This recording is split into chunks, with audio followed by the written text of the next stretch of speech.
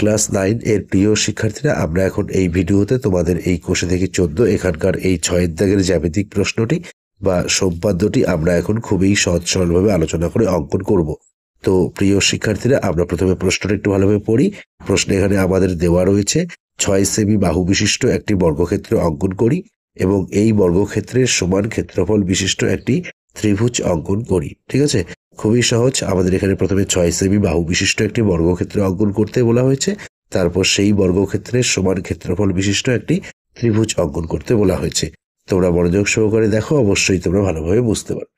তো প্রিয় শিক্ষার্থীরা, আমরা প্রথমে প্রশ্নে দেওয়া বর্গক্ষেত্রের 6 সেমি বাহুর দৈর্ঘ্য নেই। আমরা স্কেল দ্বারা 6 সেমির দৈর্ঘ্য নেব। এই যে শূন্যের বড় দাগ, এটি হচ্ছে মূল বিন্দু, এখান থেকে হিসেব শুরু।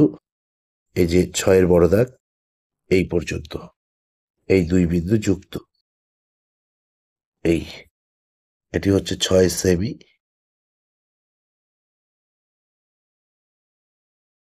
এখন আমরা এই খাতার পেজের মাঝে এখানে একটি রশ্মি নেব। ঠিক আছে, তো রশ্মিটি আমরা বড় করেই নেই। আমরা প্রায় 14 সেমির মতো নিলাম। ঠিক আছে, বাঁ দিকে বিন্দু, এখানে আমরা নাম দেই বি, ডান দিকে রশ্মির চিহ্ন, বিন্দু করে নাম দেই এক্স। এখন আমরা এখানে প্রথমে 6 সেমি বাহু বিশিষ্ট বর্গক্ষেত্রটি অঙ্কন করব। তো আমরা জানি বর্গক্ষেত্রের প্রতিটি কোণ 90 ডিগ্রি হয়। ঠিক আছে, তো এখানে আমরা এই যে বি বিন্দুতে প্রথমে পেন্সিল কম্পাস দ্বারা একটি 90 ডিগ্রি কোণ অঙ্কন করব। তার জন্য পেন্সিল কম্পাসে আমরা এই যে এভাবে যে কোনো একটি পরিমাপ এভাবে চিকন করে নেব। ঠিক আছে, যে কোনো পরিমাপ এভাবে চিকন করে নেব, নিয়ে এই বি বিন্দুতে বসাবো। বসিয়ে একটি বড় করে বৃত্তচাপ কেটে নেব। এরপর এই পরিমাপটি এই যে এখানে বিন্দু উৎপন্ন হয়েছে এখানে বসাবো। বসিয়ে এই বৃত্তচাপের উপরে আরেকটি বৃত্তচাপ। এরপর এই পরিমাপটি এই যে এখানে বিন্দু উৎপন্ন হয়েছে এখানে বসাবো। বসিয়ে এখানে আরেকটি বৃত্তচাপ কাটবো একটু বড় করে।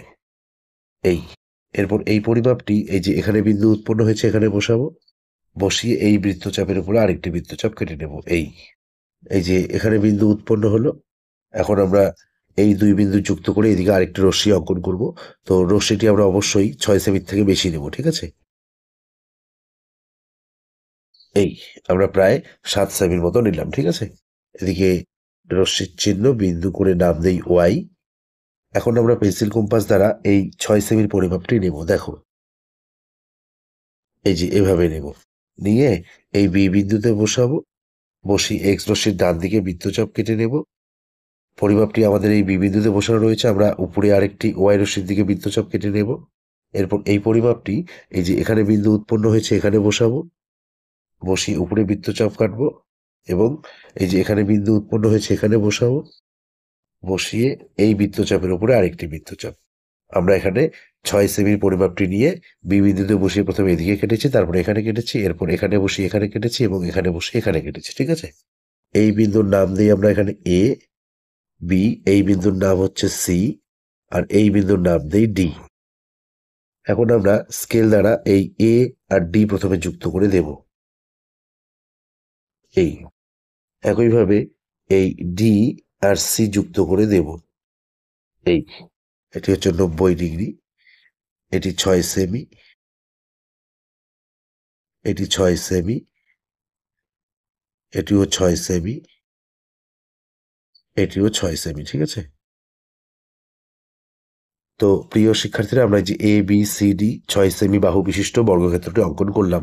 এখন আমরা এই বর্গক্ষেত্রের এই এসি কর্ণটি স্কেল দ্বারা যুক্ত করে দেব।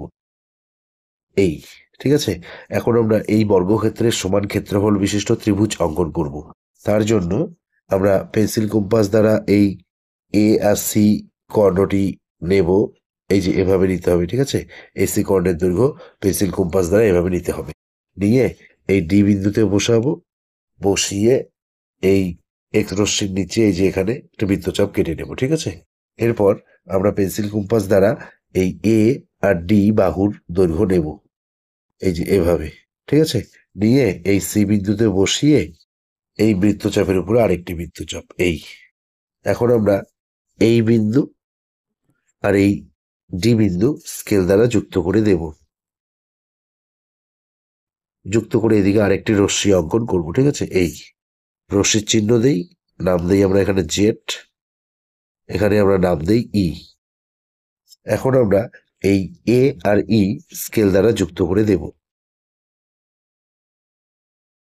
এই তো প্রিয় শিক্ষার্থীরা, এই যে এ বি সি ডি বর্গক্ষেত্রের সমান ক্ষেত্রফল বিশিষ্ট ত্রিভুজ পাচ্ছি আমরা এই এ বি আর ই। ঠিক আছে, এই যে এ বি আর এই যে ই, এটি হচ্ছে ত্রিভুজ। ঠিক আছে, এই বর্গক্ষেত্রটির সমান ক্ষেত্রফল বিশিষ্ট ত্রিভুজ হচ্ছে এই এ বি আর ই।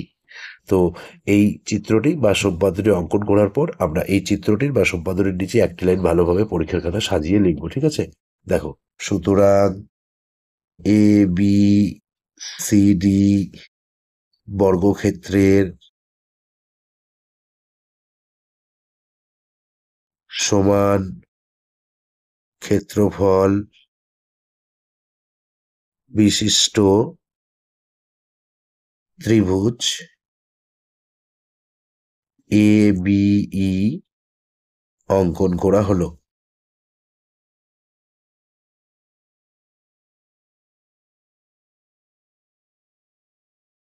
তো প্রিয় শিক্ষার্থীরা, নিশ্চয়ই তোমরা এই জ্যামিতিক চিত্রটি বা সম্পাদনে অঙ্কন করার পদ্ধতিটি ভালোভাবে বুঝতে পেরেছ। তো এই ভিডিওতে এ পর্যন্ত। ধন্যবাদ।